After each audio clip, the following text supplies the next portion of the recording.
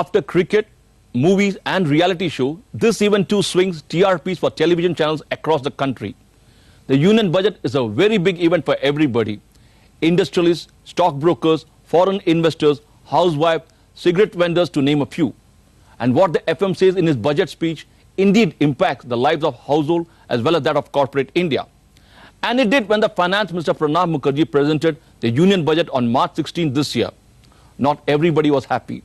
That barometer of the economy, stock market gave FM thumbs down and corporate India felt it was an inflationary budget. What particularly irked corporate India was the retrospective amendment to tax law by 50 years. And of course, 2% hike in excise duty and service tax came as a bit of surprise. In essence, the reaction was mixed, ranging from pragmatic, realistic to anti-Aam Aadmi budget.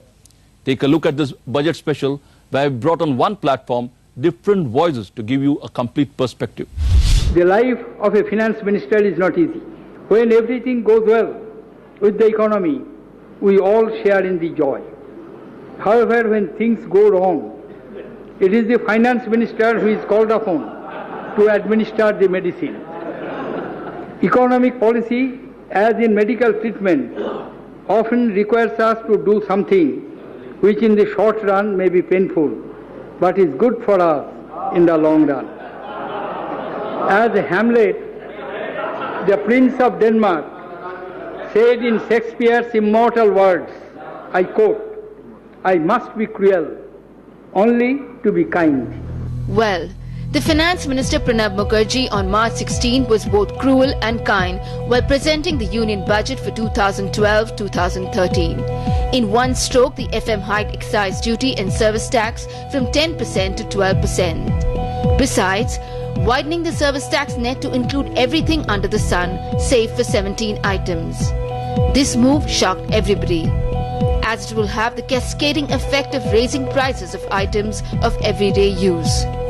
Not surprisingly, this proposed mop-up of 40,000 crore rupees through service tax and excise duty hike did not go well with India Inc. The disappointing part was the excise duty hike. So I think this will be inflationary. I think that will lead to the repo rate cuts being delayed. That in turn would lead to GDP growth being affected. So I'm disappointed from that point of view. But if you ask me, was it expected? Yes. But that doesn't mean it's good for the economy at this point of time. My concern really with the budget is what will happen in the shorter term or in the immediate term. And that is where, the increase in excise duty by 2% and that in service tax as well worries me. It's not that industry, I think, has an issue with the issue of whether you should increase. After all, the levels of SENVAT were higher in the past before the stimulus came in. The issue is with the timing, whether this is the right time to do this. Now, what I am fearing is that this is being passed on already. The last few days after the budget has come, a whole lot of manufacturing sectors have passed on the price, a hike in terms of what has been the impact. Now, therefore, that will lead to inflation. And if you have inflation there, then one of the key premises that the finance minister had in his budget speech was that he's banking on a more moderate level of inflation, a more, a downward trending interest rate regime, and a smaller current account deficit, amongst others.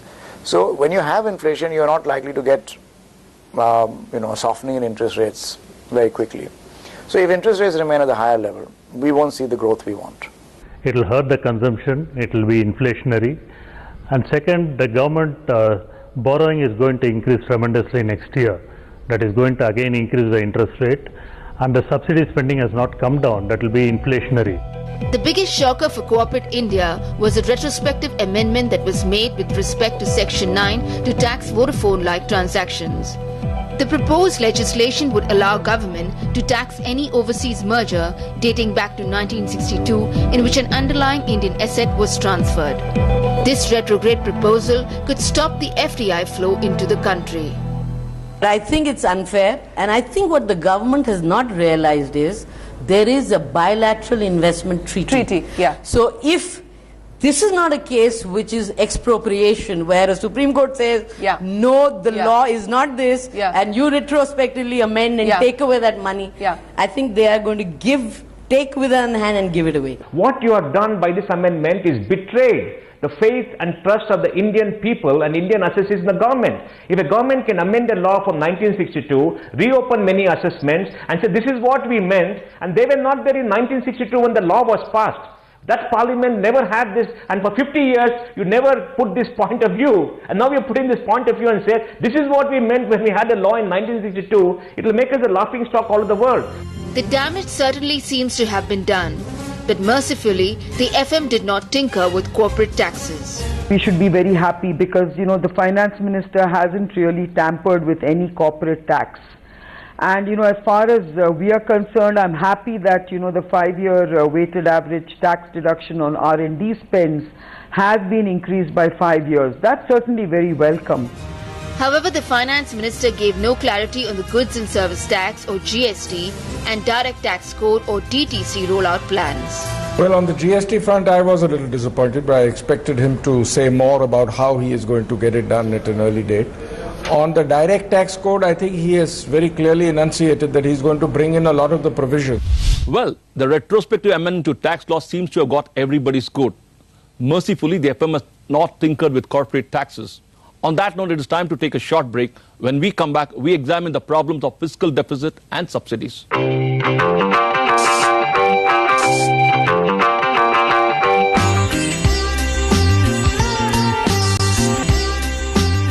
Welcome back.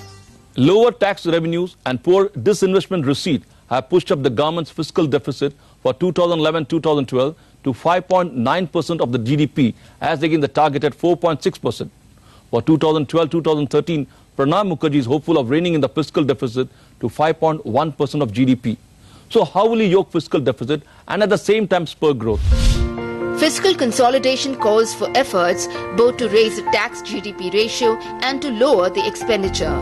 One way of reining in the fiscal deficit is to cut the youth subsidy bill on food, fuel and fertilizers, which is almost heading towards a 2 lakh crore rupees mark.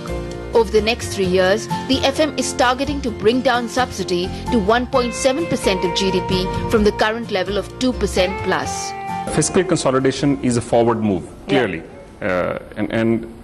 And even the announcement to say that I'm going to cap subsidies in India at 2%, yeah. I think that was fantastic. And he has a tool now to go to different departments and ministries and say, by the way, I have to cut this down to so much. The real booster to infrastructure sector was the FM's proposal to double the tax-free bond target for financing infrastructure projects in the next fiscal to 60,000 crore rupees from 30,000 crore rupees.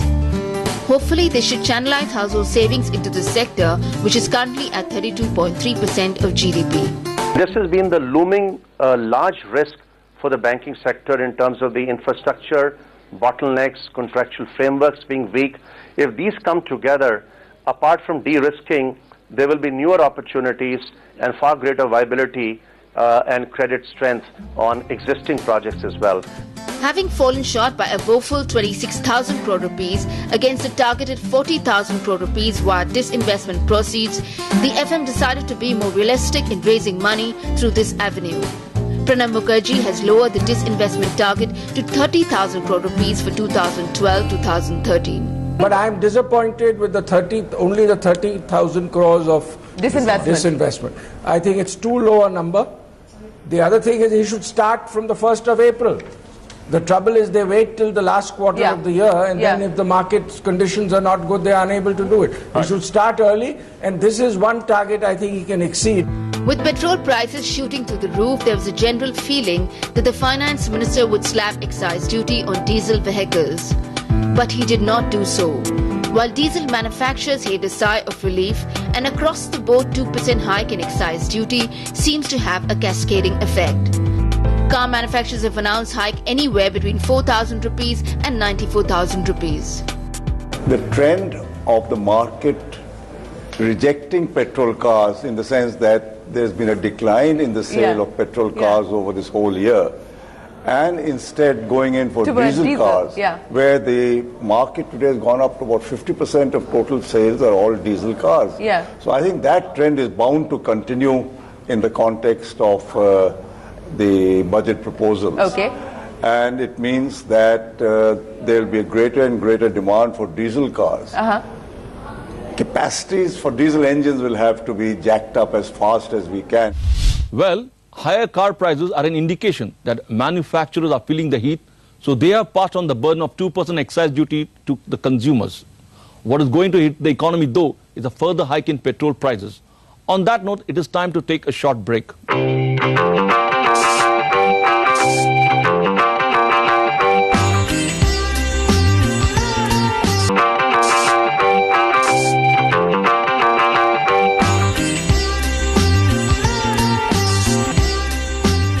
Welcome back. The FM, while taxing a few sectors, has given boost to some sectors. His proposal for the aviation and power sector should make life easy for both these sectors. The government has done well for two major sectors that needed a leg up, aviation and power sectors. Cash-strapped companies in aviation and power have reason to cheer, with the government opening up the external commercial borrowing route to raise funds up to $1 billion for these sectors. The airline industry, which is facing financial crisis, has also been allowed to directly import aviation turbine fuel. But not everybody is happy, so it seems. We speak on behalf of the business aviation industry. By and large, I think the budget has been very disappointing for us. We were looking for certain issues which needed to be tackled on an urgent basis, especially on the import duties for aircraft import. We find that has not been addressed. In fact, that has gone the other way with the increase in the countervailing duty. The import duty has actually increased by about 2%, while we have been always fighting for a complete rollback on the import duty. So we are not happy with the budget which has been given for the aviation. See, ECBs are more for the commercial airlines than for business aviation. Wherein they have allowed to, I think, about $1 billion on an annual basis can be utilized by the ECB route. Again, the way the industry is ailing, we don't think that there would be any takers for actually, giving this ECB to our airlines. But the biggest blow came for energy explorers like ONGC and K in India, with the budget proposing to slap 80% increase in the cess payable on local crude production. In terms of rupee payout, I think we'll be burdened by another 4,600 or 4,700 crores. And along with that, this excise duty and service duty increase. Total impact on PBT would be of the order of about 5,000 crores. On the real estate front, the FM has given them some sobs. The budget has some provisions for the affordable sector of the market, allowing ECBs there and giving them certain concessions would certainly help in improving industry at large, especially for the affordable sector. But the question is much bigger than that. If we look at it from a macroeconomic point of view and look at the real estate industry in totality, then there are certain misgivings, or should we say wishes unfulfilled, that the finance ministry could have done. For example, granting us the industry status, which would have helped so many issues in the real estate industry. For example, the borrowings by real estate developers would have been done so much easier. Well, in a way, he has put a smile on the face of the salaried class by raising the tax slab. The new slabs are: income up to 2 lakh rupees has a nil tax rate, income from 2 lakh rupees to 5 lakh rupees, 10% tax rate, income from 5 lakh rupees to 10 lakh rupees, 20% tax rate, income above 10 lakh rupees, 30% tax rate. The committee had made some very healthy suggestions, especially in the context of the current economic situation, when we recommended that the exemption limit should be raised to 3 lakh per annum. We had in mind the fact that this will leave more money in the hands of the taxpayer, which he can then spend or save, and either case the economy is going to benefit. Now the finance minister has taken a baby step and raised it only by 20,000 rupees to 2 lakh, and this is very insufficient because it's just tinkering. Well, Yashwant Sinha is right in a way. The FM has tinkered here and there, though the attempt has been made to present a very transparent and realistic budget. For instance, he has made imports of gold very costly. As a result, the entire bullion trade have down the shutter for over 11 days, losing in the process over 2,000 crore rupees of business. At the same time, one is wondering the rationale behind taxing the green vehicle, the bicycle. The basic custom duty on bicycles has been raised from 10% to 30% and on bicycle parts from 10% to 20%. Any increase in excise or import duty has a direct correlation to the output price. So therefore, there is going to be an increase in the domestic bicycles that we manufacture, our mass market bicycles. Apart from that, our premium offerings have a lot of components which are imported from all over the world. So essentially, while the bike is manufactured in India, you have a lot of components which are imported from different countries. So those components also, there is a hike in the customs duty parts. There is a hike from 10% to 20%. So obviously there's a 10% additional burden which has gone up there. Our premium segment bikes are also sourced from different countries again.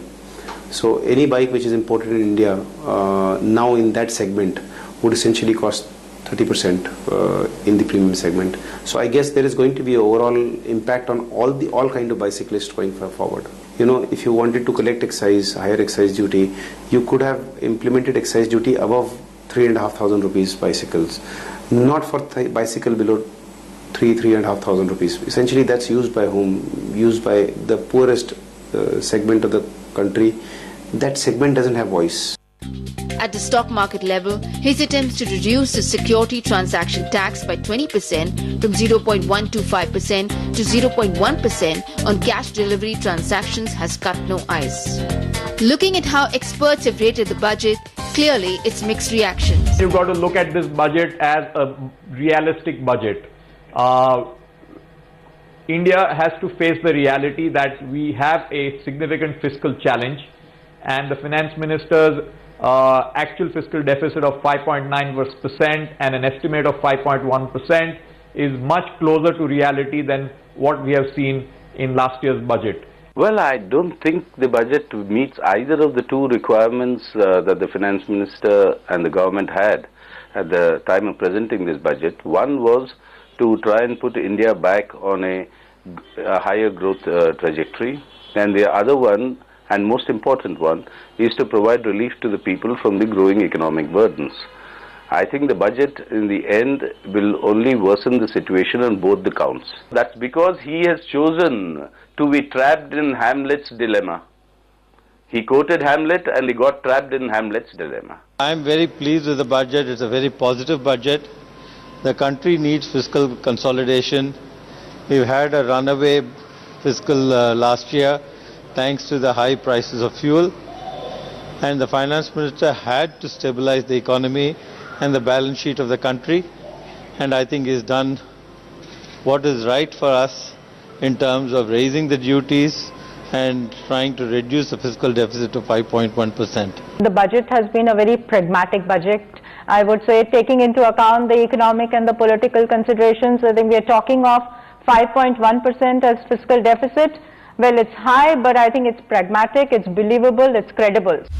Well, it's a mixed bag, I would say. In his concluding speech, the FM said, and I quote him, "The aim of the budget is to ensure that the benefits of growth reach all sections of population. Whether or not my proposals make headlines matters little, as long as they help in shaping the headline that describe India a decade from now," unquote. Well, to be very candid, some of the proposals FM has put forth will keep the foreign investors away. The heart of the matter is clarity and long-term policy. That, I'm afraid, is clearly missing in this budget. With that, we come to the end of this special program on budget. It is goodbye for now. Keep watching CNBC TV 18.